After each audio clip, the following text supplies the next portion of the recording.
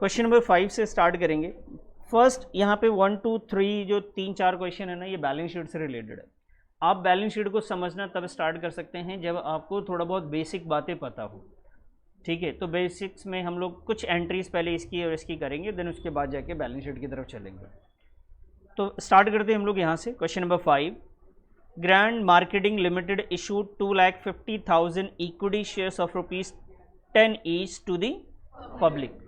कह रहे जी ग्रैंड मार्केटिंग लिमिटेड एक कंपनी का नाम है जिन्होंने पब्लिक को इशू किया है 2.5 लाख शेयर्स, और वो शेयर्स कौन से हैं? Equity shares. कितने रुपए वाले? 10। कितने टाइप के शेयर्स होते हैं बेटा? 2, जनरली 2। कौन से? इक्विटी शेयर्स और प्रेफरेंस शेयर्स। तो इन्होंने 2.5 लाख इक्विटी शेयर्स 10 रुपए करके पब्लिक को ऑफर किया। इशू करना मतलब यहाँ पे आप समझ लीजिए पब्लिक को ऑफर कर रहे हैं कि भाई साहब हमारे पास 2.5 लाख शेयर्स हैं, जिनको भी लेना है एक शेयर के लिए आपको कितना पे करना पड़ेगा? 10 रुपए पे करने पड़ेंगे। All amounts have been receive. अच्छा, ये 10 रुपए का कोई इंस्टॉलमेंट नहीं बताया उसने कि आपको 10 रुपए 2, 3, 5 ऐसे करके देना है। उन्होंने बस बोला 10 रुपए देने। अब आगे कहानी है, यहां तक कि तो इन्होंने इशू किया था, ये ऑफर था। उसके बाद लिखा है all amounts have been received, मतलब जितना आपने इशू किया था ना उतने पैसे आपके पास आ गए हैं। All amounts have been received in lump sum, यानी कोई इंस्टॉलमेंट में नहीं आया बेटा, एक बार में ही पैसे आ गए। पास necessary journal entries in the books of the company, आपको जर्नल एंट्री करके दिखानी है। अब देखिए लमसम में अगर पैसे आएंगे तो सबसे पहले पब्लिक जो होता है कहाँ पे पैसे देता है बेटा? हमारे अकाउंट में पैसे डिपॉजिट करता है। पब्लिक कहाँ डिपॉजिट करता है? हमारे अकाउंट में पब्लिक ने पैसे को डिपॉजिट करना है, और उसके बाद जाके हम उसे कैपिटल अकाउंट में ट्रांसफर कर देते हैं। तो आओ इसकी जर्नल एंट्री आपको मैं समझाऊं। देखिए बेटा, टोटल नंबर ऑफ शेयर्स जो इशू किए गए थे वो कितने थे बेटा, और एक शेयर की कीमत कितनी थी? तो टोटल वैल्यू कितनी हो गई? कितनी हो गई सर? 25 लाख का ये हो गया हमारा शेयर कैपिटल। समझ में आई बात? अब देखिए जब भी आप पब्लिक इशू करते हैं और फर्स्ट टाइम में जब आपके पास पैसा आता है बेटा, तो आपके कहाँ पे आएगा बताएंगे आप? बैंक अकाउंट में। तो बैंक अकाउंट को आप क्या कर देंगे? डेबिट कर देंगे। और ये जो पैसा आ रहा है जब उसने अप्लाई किया था, देखो जिसने बैंक अकाउंट में आपके पैसे डाले ना उसको अभी नहीं पता है, उसको तो मालूम ही नहीं है कि शेयर्स उसको मिलेगा कि नहीं मिलेगा, उसको अभी कुछ नहीं पता। तो बैंक अकाउंट डेबिट, तो इस पैसे को हम लोग क्या कहते हैं? शेयर एप्लीकेशन मनी, शेयर के लिए अप्लाई किया हुआ मनी। तो इसे हम लोग लिखेंगे कौन से शेयर्स के लिए अप्लाई किया गया बेटा? तो यहां लिखेंगे इक्विटी शेयर एप्लीकेशन अकाउंट, या कई बार लमसम के केस में equity share application and allotment account भी आप लिख सकते हैं। ठीक है जी। तो bank account debit to equity share application and allotment account, ये पैसा आपके पास आया है, ये एंट्री आप करेंगे। यहाँ पे ध्यान रखेंगे जो वैल्यू होगी वो यही होगी बेटा। कितना आया ये टोटल? 25 लाख रुपए आए। समझ में आ गई बात यहाँ तक? ये एंट्रीज को आपको लर्न कर लेना है, दिमाग में पहले बिठा लेना है कि जी ये ऐसी एंट्री होनी है।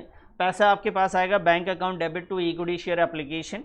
अब जब इसमें से जितने भी शेयर्स के पैसे आए, अगर आप उसे कैपिटल देना चाहते हैं, शेयर्स देना चाह रहे हैं, तो इस इक्विटी शेयर्स के पैसे को आपको कैपिटल में ट्रांसफर करना पड़ेगा। तो आप इक्विटी शेयर्स को डेबिट करेंगे, वापस से लिखेंगे बेटा equity share application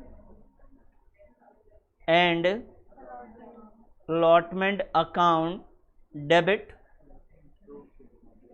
to equity share capital account. बेटा कैपिटल अकाउंट से पहले भी आपको इक्विटी शेयर लिखना पड़ेगा।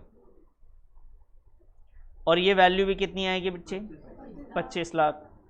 फर्स्ट वाली जो आपने यहाँ पे अगर बात करें तो यहाँ पे क्या हुआ था? आपको पैसे मिले थे ना, तो आप लिखेंगे बीइंग, इधर देखिए बेटा, application and allotment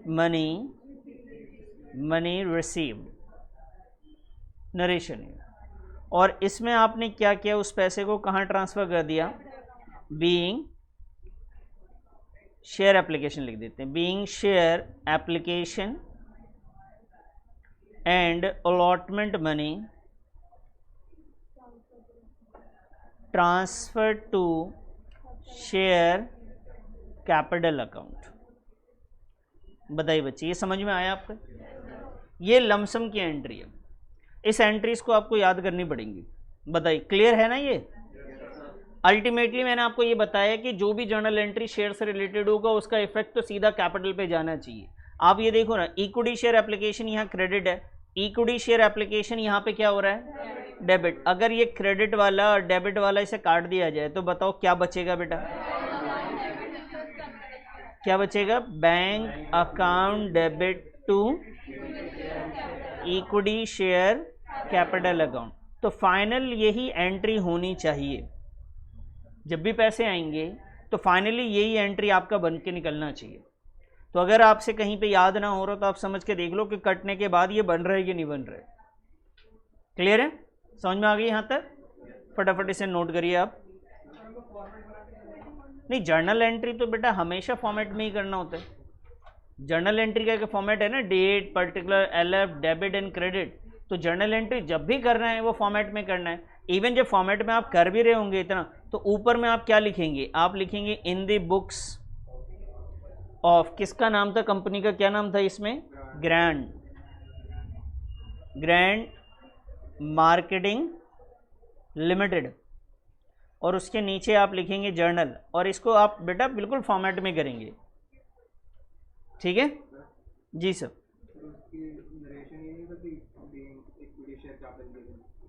being equity shares capital given. आप कैपिटल की जर्नल एंट्री करते हो तो क्या करते हो? Capital given. आपने जब प्रोप्राइटर्स में कैपिटल आया होगा, ऑनर ने लगाया, इन्वेस्ट किया होगा, तो क्या लिखा होगा? Capital given. पार्टनर्स कैपिटल लेकर आता तो क्या लिखते हो? Capital given. तो यहाँ पे क्यों लिखोगे? वहाँ पे भी जब ऑनर पैसा लगाता था बेटा, ऑनरशिप राइट्स दिए जाते थे, लेकिन पेपर वर्क में नहीं लिख के अलग से कि भाई ये लो 5,000 का राइट्स फिर से दे दिया, ये लो जी 3,000 का राइट्स फिर से दे दिया। यहाँ पे भी राइट्स ऑनर ही है, वो एक तरीके का कैपिटल ही तो लगा रहा है वो।